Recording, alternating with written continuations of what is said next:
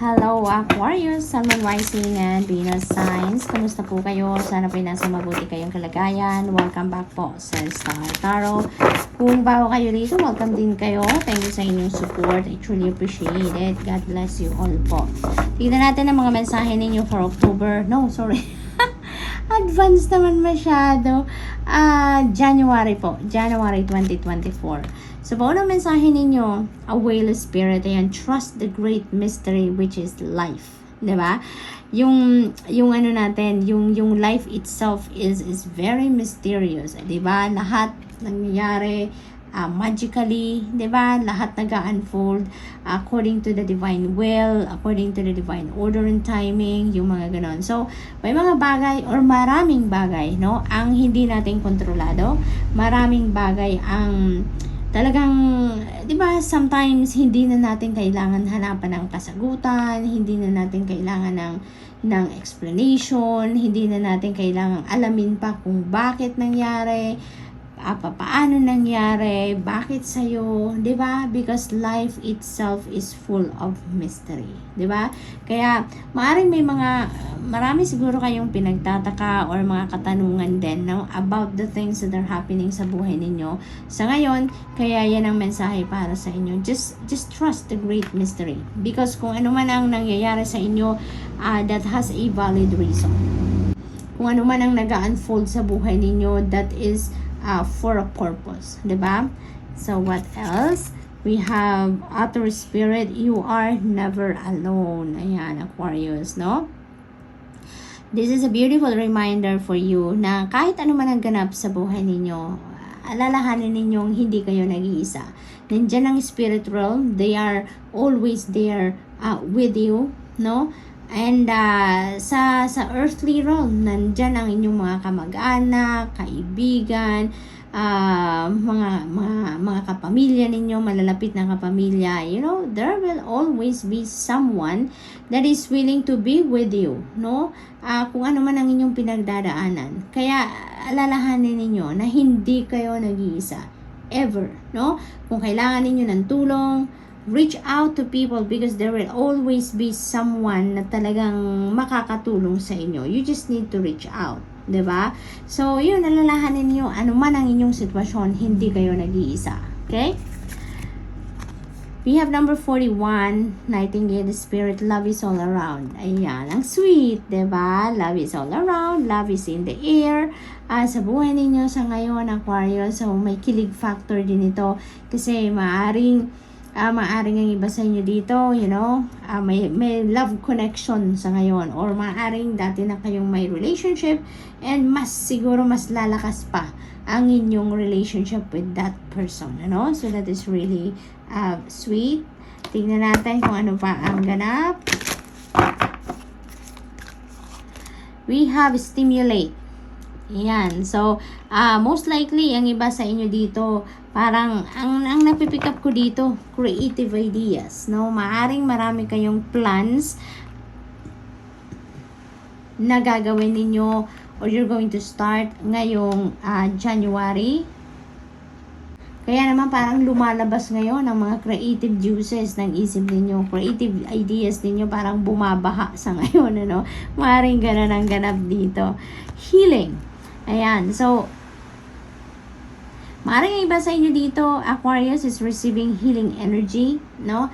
Receiving treatment, maaaring ganon.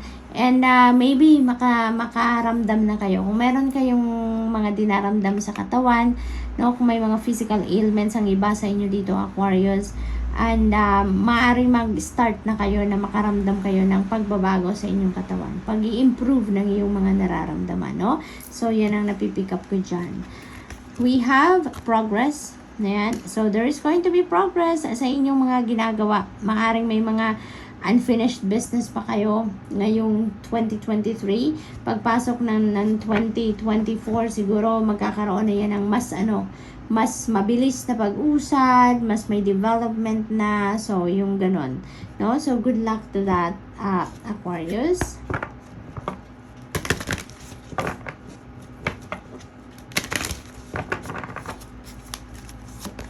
We have hope. Ayan, napakaganda naman ito. Kasi parang sinasabi sa inyo dito na just kumapit ka lang, no? Just hold on to hope and faith. No, yun ang lagi ninyong buhayin sa puso ninyo, because when you do hope for something to happen, talagang something is going to happen. Something is going to come talaga towards you, no? So hope for the best, no? Always hope for the best possible outcome sa kung ano man ang inyong mga endeavors, sa kung ano man ang inyong mga pinagkakaabalahan. Because when hope and faith is in your heart, lagi, no?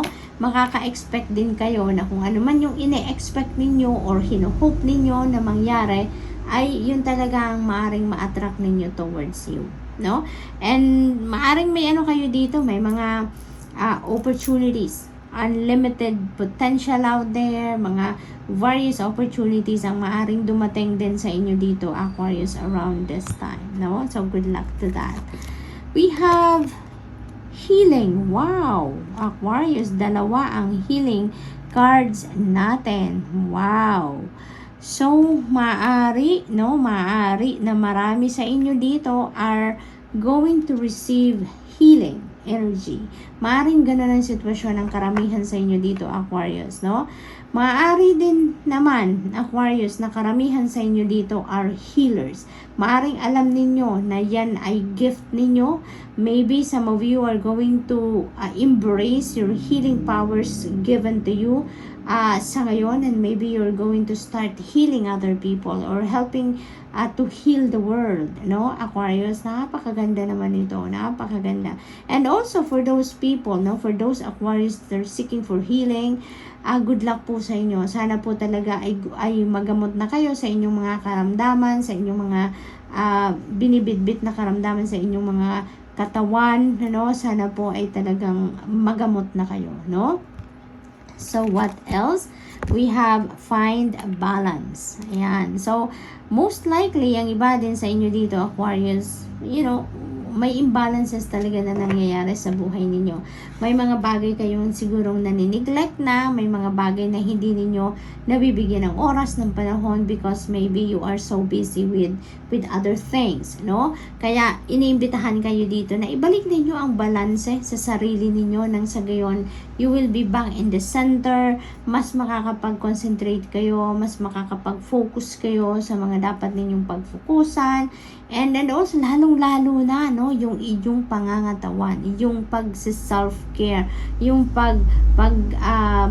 aasikaso ninyo at pag-maintain ng inyong kalusugan. Yan ang napakahalagang dapat nasa inyong top priority at all times, no? Ngayon, para sa iba sa inyo that are nagpapagamot, no, maaring that is also a strong message for you na simulan nyo na ngayon mag-self-care na kayo. Be strict sa sarili ninyo na talagang gagawa kayo ng oras, magbibigay kayo ng panahon para sa pag-aalaga ng inyong sarili, no? So Aquarius, good luck, and that's all I have for you for the month. Thank you for watching. Love and light. Namaste.